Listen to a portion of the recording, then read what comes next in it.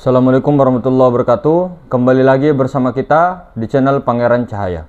Saudara-saudaraku yang dirahmati Allah dimanapun Anda berada, sesungguhnya orang-orang yang dipercaya oleh Allah Subhanahu wa Ta'ala menjadi kekasihnya secara syariat, maka itulah orang-orang yang sudah bisa membedakan mana qadim, mana muhaddas, mana qadim, mana baharu.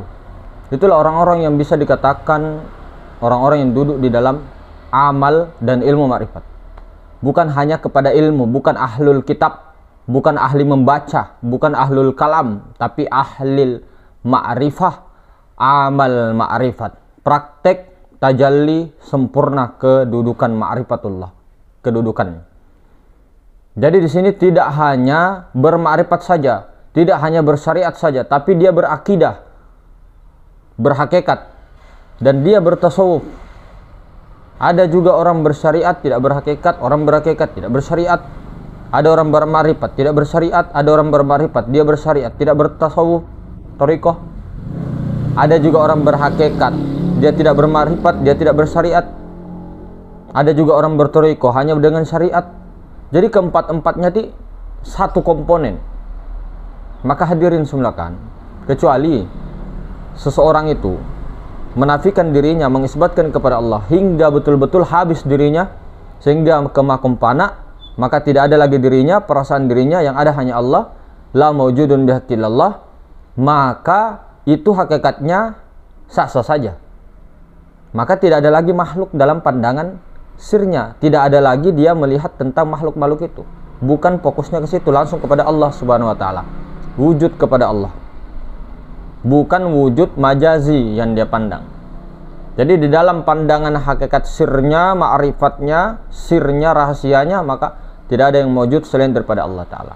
Tapi di dalam istilah, di dalam ilmu akidah, ilmu akidah itu, di situ ada namanya qadim, ada muhaddas.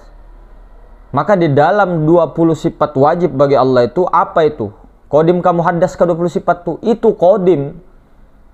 20 sifat wajib bagi Allah itu qadim. Yang muhaddas mana? 20 sifat mustahil bagi Allah itu muhaddas. 20 sifat Allah itu adalah qadim. Saya ulang, 20 sifat Allah itu adalah qadim. 20 sifat mustahil adalah muhaddas, baharu, hancur, rusak dan sebagainya. Maka siapa 20 sifat nih? Muhammad. Siapa? Muhammad yang mana? Kan banyak Muhammad. Ada Muhammad Zohir, ada Muhammad Batin, ada Muhammad Akhir, ada Muhammad Awal. Muhammad yang mana? Yang Ahmad. Maka Zohir Muhammad, Batin Allah. Ketika sudah tubadil, Zohiru Rabbi wal Batinu Abdi, itu dalam sebutannya. Jadi 20 sifat wajib bagi Allah itu siapa? Ahmad, ya Muhammad, Nur Muhammad tuh. Tapi kalau Nur Muhammadnya yang 20 sifat ini qadim. Kalau Nur Muhammad yang alam semesta yang dimaksud, ya itu muhaddas. Ketika dia berbentuk jismani seperti ini, begini, ini semua ini dari ujung rambut sampai ujung kepala, ini adalah muhaddas. Nur Muhammad, tapi Nur Muhammad yang muhaddas, yang cermin, yang bayangan. Tapi kalau Nur Muhammad yang Ahmad, yang itu 20 sifat wajib bagi Allah seperti sifat ma'ani, ma'nawiyah, itu tuh sifat qadimnya Allah. Itu tuh qadim kok. Itu Nur Muhammad, wujud, qidam, baqa, mukhalafatul lil hawadis, semuanya itu sifat, tapi menisbatkannya sifat itu kelakuan daripada zat. Jadi qadim dia. Allahu qadirun, Allahu qadirun bizatih. Allah berkuasa dengan zatnya. Bukan Allah berkuasa dengan sifatnya, tapi dengan zatnya. Allahu muridun bizatih. Allah berkehendak dengan zatnya. Bukan sifat ini berdiri sendiri, zat berdiri sendiri. Tidak bisa. Alam semesta pun itu adalah af'al Allah, geraknya, perbuatan daripada Allah. Gerak dan diam alam semesta itu af'al Allah. Kalau kamu yakini bahwa alam semesta bergerak dengan sendirinya, itu paham apa itu namanya? Kalau bukan Mu'tazilah. Ini paham Mu'tazilah. Nah, kita ini baru ngaji batas-batas ini. Belum lagi mengaji asal la ilaha illallah. Itu baru mengajinya la ilaha illallah. baru ilmunya, baru pahamnya, belum lagi duduk di situ. Pokoknya apapun yang terjadi di dalam ilmu ma'rifat, di dalam ilmu ma'rifat ini, ketika dia melanggar daripada syariat hukum-hukum Allah Ta'ala, itu batil, tetap batil, di dalam syariatnya batil. Semakin sempurna ma'rifat dia, semakin sempurna dia ikut baginda Nabi SAW. Ilmu kata ma'rifat itu dari mana? Kata ilmu ma'rifat itu dari mana? Mengaku umat Nabi dari mana? Semakin dia betul ilmu ma'rifatnya, semakin betul dia punya syariat. Begitu, itu para ahli sufi. Kalam-kalamnya siapa semua? Enak-enaknya kita bilang, oh jangan ikut wali, langsung saja kepada Allah, langsung saja kepada Allah, jangan ikut naib, untuk apa? Semua hakikatnya Allah Ta'ala. Yang ngajari kau sifat 20 dapat istilah sifat 20 itu siapa? Kalau bukan Imam Asy'ari. Sifat 13 Imam Maturidi. Dari mana kau dapat istilah itu? Martabat 7 dari mana itu? Dari ulama semua itu. Dari ulama sufi, para wali Allah. Nah, ulama itu siapa? Tiada lain daripada Nur Muhammad. Nur Muhammad siapa? Ya Allah Ta'ala juga. Ya itu maksudnya. Bukan kita itu mengatakan semua Allah Ta'ala baru kita mau injak-injak para wali, injak-injak para nabi, injak-injak para rasul. Pakai ini dipakai, ini dipakai, ini dipakai. Hakikatnya semua Allah Ta'ala. Tapi ketika engkau diberikan oleh tajalli Allah Ta'ala itu, tidak mungkin kau injak-injak kepalanya. Tidak mungkin ketika kau diberikan oleh Allah melalui tajallinya, artinya rahasianya kau dapat dari situ, terus kau mau injak kepalanya. Tidak seperti itu. Itu berarti apa? Masuk daripada hadis Nabi SAW. Apa artinya? Siapa yang tidak bersyukur kepada manusia, maka dia tidak bersyukur kepada Allah. Karena kenapa? Manusia itu siapa? Af'al Allah itu, batang tubuhnya af'al Allah, hatinya daripada asma Allah. Kita juga begitu sama, semua af'al Allah kalau mau dibilang, semua asma Allah kalau mau dibilang, semua sifat Allah kalau mau dibilang, semua sir hanya satu, zat mutlak. Yang mengendalikan semua adalah sir. Melalui sir itulah, melalui alif tunggal itulah mampu berdiri. Itu dalam pandangan ma'rifat. Tetapi ketika melanggar daripada syariat, melanggar daripada hukum-hukum, apa kata baginda Nabi SAW? Ketika Sayyidatuna Fatimah radhiyallahu anha menyalahi daripada syariat ataukah mencuri kupotong tangannya Sayyidatuna Fatimah, apa kata Nabi? Saking sayangnya baginda Nabi SAW kepada Sayyidatuna Fatimah radhiyallahu anha, saking sayangnya, bukan beliau tidak sayang. Ada namanya sahabat Sayyidina Ikrimah bin Abu Jahal, bapaknya ini Abu Jahal, tapi dia tidak ikut dengan kekafiran, kemusyrikan daripada bapaknya Abu Jahal yang pembenci Nabi SAW. Jangan sampai dengan mengatakan saya ini, anaknya ulama, anaknya kiai, anaknya wali apa, tidak ada urusan. Innallaha akramakum indallahi atqakum. Allah tidak memandangmu dengan nasab seperti itu. Jadi ketika hak katakan hak, batil katakan batil. Di dalam syariat seperti itu, tidak ada tawar-menawar.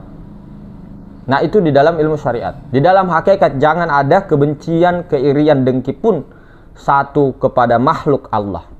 Meskipun dia melakukan kesalahan sebesar apapun, tapi ada namanya masing-masing pribadi. Yang penting tidak masuk ke dalam iri dengki. Yang penting mengikuti syariat. Oh, kalau ini orang melanggar syariat, bagaimana hukumnya? Oh, hukumnya begini. Tapi jangan pakai nafsu untuk menghukumnya. Jangan memakai keakuan kita. Boleh marah. Marahnya itu bukan marah betulan begitu, nah. Marah betul-betul karena Allah. Artinya apa? Siapa yang marah tuh? Siapa yang marah? Allah Ta'ala juga yang marah. Kalau hakikatnya bukan engkau yang melempar, tapi Allah lah yang melempar. Itu hakikatnya. Bukan engkau yang melihat, tapi Allah yang melihat. Bukan engkau yang memukul, tapi Allah yang memukul. Itu hakikatnya. Ketika dia melanggar syariat, beri pelajaran sesuai dengan hukum adat setempat, budaya, agama. Hukum dia. Itu memang seperti itu ilmu syariat. Ilmu syariat ini dari mana? Dari kita kah? Dari manusia kah? Tidak. Itu dari Allah juga. Ilmu ma'rifat dari Allah juga. Jadi makanya di dunia ini bukan hanya untuk ma'rifat saja, tapi menjadi khalifah, untuk menjadi pengganti. Ya Rahman, Ya Rahim, Ya Rahman, sifat Allah Rahman Rahim dipakai. Tapi ketika di medan perang, pakai sifat Qahar, Al-Malik, Al-Jabbar. Sifat-sifat Allah semua itu untuk digantikan. Bahkan semua itu kalau dikatakan hakikatnya semua adalah khalifatullah. Mau iblis, mau apa, semua itu pengganti Allah. Ada pengganti Allah, iblis untuk sifat-sifat yang buruk, menanggung sifat-sifat buruk. Malaikat untuk menanggung sifat-sifat ibadahnya Allah, sifat-sifat memujinya. Nabi Muhammad SAW, begitu juga para nabi, begitu juga para makhluk semua bertasbih memuji Allah. Itu kan semua sifat-sifat Allah. Itu kan semua sifat-sifatnya. Itu semua tajallinya, itu semua khalifatullah. Tapi khalifah yang dimaksud di sini untuk menjadi melebur kepada Nur Muhammad yang terpuji. Kalau ma'rifat kita melanggar daripada itu, menafikan, lebih-lebih menafikan daripada hukum-hukumnya Allah, hukum-hukum syariat itu tadi, itu namanya ma'rifat narun. Meskipun narun itu ya dari nur, tapi narun sudah terbagi dia untuk tajalli. Sama dengan iblis, sama dengan akal, pikiran, sama dengan nafsu tuh. Itu semua dari nur. Tapi ketika kamu lakukan itu, ikuti daripada nafsu itu, ikuti dari pikiran itu, iblis itu, maka tetap saja dapat kebalasannya di dunia, di akhirat juga. Setimpal lah. Faman ya'mal mithqala dzarratin khairan yarah, wa man ya'mal mithqala dzarratin syarran yarah. Engkau lakukan kebaikan, maka engkau dibalas kebaikan. Engkau lakukan keburukan, dibalas dengan keburukan. Begitupun dengan hukum tabur tuai. Kamu menabur tuai, tabur tuai. Terima kasih. Kamu memberi, kamu dikasih. Kamu memberi, kamu dikasih. Seperti itu. Maka ini semua tujuan daripada belajar daripada ilmu, bukan hanya untuk mencari daripada ilmu. Ilmu itu nomor dua. Yang pertama apa? Orang banyak ilmunya, belum tentu dia bagus. Orang banyak ilmunya, belum tentu dia itu selamat. Bukan ilmu yang dicari, bukan kepintaran, tapi apa? Keberkahan. Keberkahannya. Kalau tidak ada keberkahan bagaimana? Kalau ilmu banyak Pak, di Google tuh banyak, di YouTube ada. Di Google, di YouTube, media sosial tuh banyak. Ketik saja di ini nah, Martabat 7. Ada di Google tuh. Ketik Zatul Buhti, ada di Google tuh. Tapi kalau keberkahannya tidak ada di Google. Pasti dengan berkhidmat. Dengan berkhidmat. Bukan dengan bersenang-senang, hongkang-hongkang kaki dan sebagainya. Dapat saja ilmu, paham dia, paham. Tapi keberkahannya mana? Keberkahannya itu. Yang dicari apanya kah? Ilmunya kah? Hanya ilmunya kah? Atau apanya kah? Keberkahannya. Jadi intinya insyaallah ta'ala semua orang belajar ma'rifat. Makanya jangan terus-terusan di ma'rifat saja. Ini dasar pondasi. Pelajari tasawuf tuh. Belajar sama orang-orang yang ahlinya, orang-orang alim dalam bidang tasawuf. Tasawuf itu membahas apa? Ilmu hati, ilmu adab, akhlak.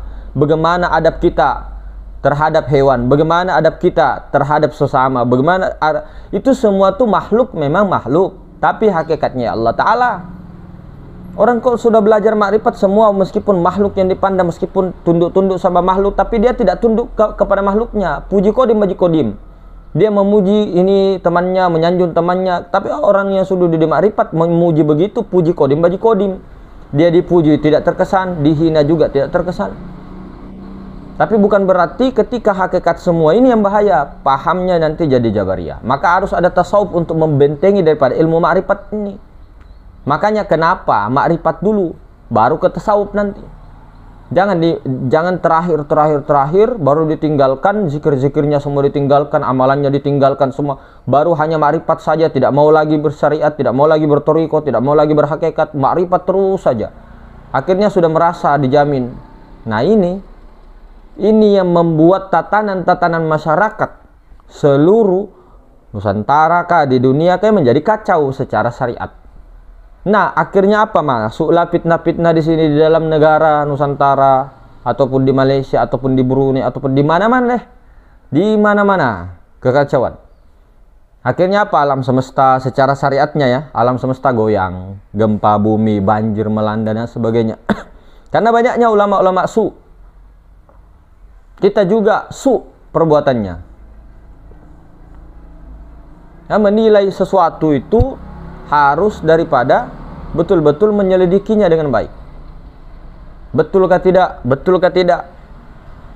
Jangan langsung ditelan mentah-mentah. Jadi semua apa-apa pembelajaran semua, ya, ditahqiq, minta tahqiq. Tidak hanya kita belajar ilmu ma'rifat, belajar tidak ada keberkahan, belum tentu. Ma'rifat tidak hanya ma'rifat, hakikat tidak hanya hakikat. Ilmu tasawuf ini penting juga. Adab, akhlak, kepada motor, bagaimana kendaraan, ada itu semua. Itu kan dipelajari dalam adab-adab, akhlak. Ini kan paling penting daripada ilmu nih. Nah, kalau dibilang lebih penting daripada ilmu, jelas. Rasulullah SAW banyak yang ikut kepada beliau itu karena adab dan akhlaknya beliau. Bukan daripada ininya, bagaimana akhlaknya, bagaimana adabnya, bagaimana perlakuannya.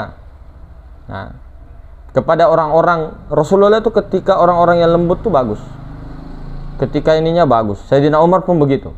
Tapi ketika mengangkat markah, menjatuhkan harkat martabat daripada saudaranya, menjatuhkan harkat martabat daripada ad-din atau nama baik, maka itu akan keras sifat koharnya. Tapi bukan dengan nafsu. Bukan dengan nafsu. Berperang pun bukan dengan nafsu. Rasulullah SAW panglima perang, ahli bela diri, ahli gulat. Tapi beliau penyayang, kasih sayang. Tapi ketika diganggu saudara-saudaranya, diganggu daripada semuanya, maka Rasulullah tidak tanggal diam. Bukan engkau yang melempar wahai Muhammad, tapi Allah yang melempar. Itu hakikatnya. Jadi jangan coba kita mengatasnamakan ilmu ma'rifat, menjual-jual ilmu ma'rifatullah, tapi kita melakukan dosa dengan maksiat. Memang hakikatnya Allah Ta'ala, tapi semua sungguh rugi kita itu digerakkan dalam kebaikan karena niat itu sendiri. Sebab musababnya begitu. Tapi sebenarnya tidak memberi bekas. Tidak ada makhluk yang memberi bekas. Semua adalah af'al Allah, perbuatan Allah. Itu tadi, ketika membuat kerusuhan, ketika apa? Hukumi dengan hukum adat setempat, hukum negara setempat, hukum syariat setempat. Tetap berlaku hukum, Pak. Tidak berubah hukum syariat tuh. Tidak berubah hukum adat, hukum dengan syarak. Tapi ketika hakikat, jangan ada dalam pandangan kita ini membenci lawan kepada makhluk itu. Jangan sampai ada. Nah, kemudian hadirin semuliakan, dengan belajarnya ilmu tasawuf tadi, bagaimana kita mengolah daripada hati kita, mengolah daripada adab-adab masuk kamar mandi saja diperhatikan. Adab-adab bepergian, adab-adab keluar rumah, kan bagus. Adab-adab naik kendaraan, adab-adab bercukur rambut, adab-adab untuk membersihkan ini, kuku dan sebagainya. Itu ada semua adab-adabnya dari ujung rambut sampai ujung kaki. Bagaimana ulama-ulama dulu belajar adab itu 15 tahun, Pak. Ada adab itu apa? Sopan santun lahiriah, akhlak tuh sopan santun batiniah. Ada orang tuh bagus di depan, oh iya, makasih banyak, iya. Nah, tunduk-tunduk sampai nyosor di lantai itu ada. Adabnya begitu ada. Tapi akhlaknya di dalam tuh beda. Begitu juga dengan Allah. Ketika kepada Allah seperti itu, ada orang, oh ya Allah, ya Allah, ya Allah, tapi hatinya, apa ini doa saya tidak dikabulkan begini-begini. Nah, itu akhlak tidak bagus, adabnya bagus. Ada juga akhlak tidak bagus. Begini apa kakinya sembarang, tapi adabnya bagus. Ada kebalik-balik itu. Kadang adabnya bagus, akhlaknya tidak bagus. Kadang akhlaknya bagus, adabnya tidak bagus. Begitu. Jadi seperti itu. Jadi dua-duanya dipakai.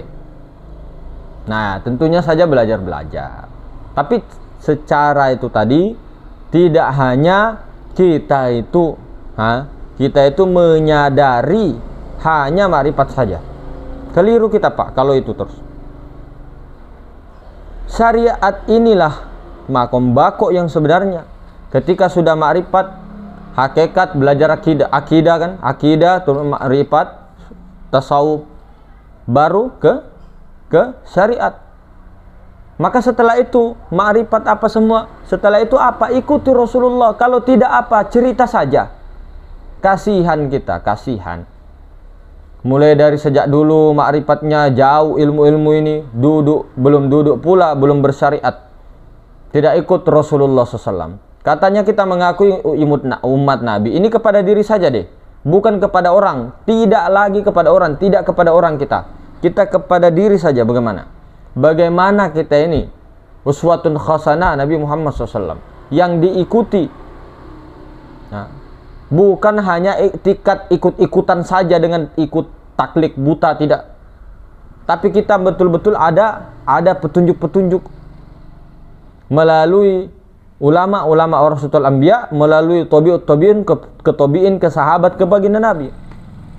Jadi tidak hanya kita langsung kepada baginda Nabi, baru tidak melalui daripada utusan-utusan baginda Nabi. Sama juga kepada Allah. Tidak mungkin kita ini tidak melalui utusannya, yaitu Nur Muhammad SAW. Nabi Muhammad ke Nur Muhammad. Nah, Nur Muhammad kepada Allah Ta'ala. Jadi inilah tasawuf, mengenali sifat Tuhan dan mengenali sebenarnya yang punya sifat, supaya selamat dunia akhirat. Nah, ini datang daripada Rasulullah SAW. Nah, disuruh kita mencontoh Nabi SAW secara semampunya. Tentu saja berbeda-beda setiap orang. Makanya hadirin semulakan, mencarilah berkah, keberkahan, tabarrukan. Bukan tabarrukan itu untuk bagaimana-bagaimana, tidak. Tapi itu juga untuk kepada Allah. Untuk kembali kepada dirinya sendiri. Diri kita sendiri maksudnya. Nah, maka hadirin semulakan, jangan ada lagi di dalam pandangan kita itu sembarang saja tidak beraturan daripada apa semua yang kita pelajari. Apa untungnya kita belajar semua yang kita pelajari, baru kita itu tidak bakoknya di syariat, tidak ambil hakikat akidah 50 aqaid, tidak ambil tasawuf, tidak ambil tarekat, tinggalkan amalan-amalan pula, baru mau santai-santai di akhir hayatnya. Oh, tidak begitu. Kalau mau mengaku pengikut Rasulullah, kalau tidak mau ikut Rasulullah, ya sudah, tidak jadi masalah. Ini hanya untuk kepada diri saya pribadi, terutama yang berbicara ini secara syariat. Ikutilah Rasulullah SAW secara semampunya. Tidak harus dengan seperti beliau persis, kan tidak bisa, tidak mungkin bisa seperti beliau itu 100%, tidak mungkin bisa. Tidak bisa ikut beliau, ikut sahabatnya, karena sahabat ikut baginda Nabi. Tidak bisa ikut sahabat, ikut tabi'in. Tidak bisa ikut tabi'in, tabi'in. Tidak bisa ulama warasatul anbiya. Bukan berarti ikut menjemplaknya, tidak. Ambil tabarukan, khidmat. Nah, kemudian setelah khidmat kembali kepada diri masing-masing. Karena mursyid Rabbaniyah itu ada di diri masing-masing. Tajalliyanya ada di diri masing-masing. Tapi ketika mendapatkan tajalli, dudukannya di situ daripada guru-guru ataupun saudara-saudara kita yang memahamkan itu secara syariat, tapi hakikatnya adalah Allah. Terus kita tidak mensyukuri itu. Nah, itu sama dengan tidak bersyukur kepada Allah. Maka ini perlu diperhatikan. Proses-proses semua itu adalah proses pembersihan. Sampai kapan kita proses pembersihan? Seumur hidup. Pembersihan kotor, pembersihan kotor, pembersihan kotor. Maka seperti itu. Maka inilah yang ketika sudah ma'rifat itu apa? Bingung-bingung orang, apa yang kita lakukan? Hanya diam saja, sadar terus menerus, tidak ini, tidak itu. Apakah kita jalan kemana sampai 7 tahun tidak tahu arah, terus kemudian setelah tirakat begitu yang didapat adalah kesaktian saja? Apakah itu? Apakah kita ke hutan sampai seumur hidup sampai mati? Apakah itu? Ini belum zamannya uzlah secara besar-besaran. Ini masih ada tugas-tugas daripada umat Rasulullah untuk meningkatkan jiwa-jiwa spiritual, turun gunung untuk menyebarkan daripada Nur Muhammad, untuk menyebarkan daripada orang-orang untuk mengenal daripada Allah. Tugasnya para umat-umatnya baginda Nabi. Kalau tidak bisa bicara ma'rifat, bicara tauhid. Kalau tidak bisa untuk berdakwah, jangan dakwai orang, dakwai kepada diri sendiri. Tapi berbicara di depan orang, cerita-cerita tidak masalah. Cerita-cerita biasa saja, Nggak usah cerita-cerita agama, atau kalau nggak bisa cerita agama, lihat-lihat saja temannya itu, pandang dia Nur Muhammad, pandang dia Nur Muhammad, pandang juga diri Nur Muhammad. Yang memandang adalah Allah, zat mutlak. Pandanglah ke Nur Muhammad, pandang Nur Muhammad, pandang Nur Muhammad, pandang Nur Muhammad sallallahu alaihi wasallam. Begitu. Jadi itulah yang perlu kita tafakkuri, tadabburi semua. Maka inilah semua hadirin semuliakan, wayang-wayang yang digerakkan oleh Allah Subhanahu wa taala. Tentunya itu tadi sudah diatur, semua adalah cerita-cerita Allah. Nah, akan tetapi di dalam pandangan syariatnya, ketika orang berbuat salah tuh adalah dirinya, salahkan dirimu, salahkan diri kita, istighfar untuk mengembalikan cepat kesadaran tuh. Dalam pandangan hakikat harus kita mengiktikadkan bahwa itu adalah af'al Allah, geraknya Allah. Aku la haula wala quwwata illa billah. Tidak ada daya dan upaya, mau itu saya melakukan kejahatan kah atau kebaikan kah, tidak ada daya dan upaya. Tapi ada ikhtiar yang Allah ciptakan. Tapi lagi bukan kita yang melakukan ikhtiar itu, ya Allah Ta'ala sendiri. Itu hakikat. Tapi syariat tidak bisa disebut seperti itu, karena syariat ketika kena berbuat seperti itu hukumnya nafsu dirimu, nafsu syaitan, hawa nafsu, itu harus dikenakan daripada hukum-hukum yang ada. Jadi belajar tuh mulai dari makrifat, hakikat, toriko, syariat. Jangan setengah-setengah, jangan nanggung-nanggung. Itu untuk diri kita, untuk diri pribadi, bukan untuk orang-orang. Mau ikut mau tidak ikut terserah, tidak jadi masalah. Tidak ada di dalam pandangan kita semua, apa al-fakir semuanya atau siapapun teman-teman di mana-mana pun apapun, tidak ada untuk memaksa untuk ikut paham. Tidak ada juga mengatakan kita yang paling pahamnya benar, tidak. Tidak ada mengatakan oh semua kamu salah, semua sesat, semua masuk neraka, ini semua bid'ah dan semuanya. Tidak ada. Ini murni. Ikut tidak ikut terserah. Ikutnya siapa, bukan ikut kita. Nah, ikutnya kepada yang mulia baginda Nabi SAW. Kemudian teruskan lagi. Nah, yang mulia baginda Nabi ini siapa sebenarnya? Nur Muhammad. Nur Muhammad itu siapa sebenarnya? Ya Allah. Kembali lagi ke sana. Kembali lagi ke situ itu. Cuma jangan berhenti pandangannya ketika memandang wali Allah. Jangan ke walinya, langsung ke Nur Muhammad. Nur Muhammad kepada tiada lain daripada zat Allah, tiada lain. Tembuskan saja, oh Nur Muhammad, Nur Muhammad, Nur Muhammad. Tapi bukan berarti semua hakikatnya Allah Ta'ala baru kita mau kurang ajar sama orang itu, baru kita tendang kepalanya. Nur Muhammad juga, tak. Oh Nur Muhammad, pak, misal. Oh Nur Muhammad, pak. Di jab strike-nya dia akan uppercut, pung. Tidak seperti itu. Nah, diinjaknya di kepalanya, enggak.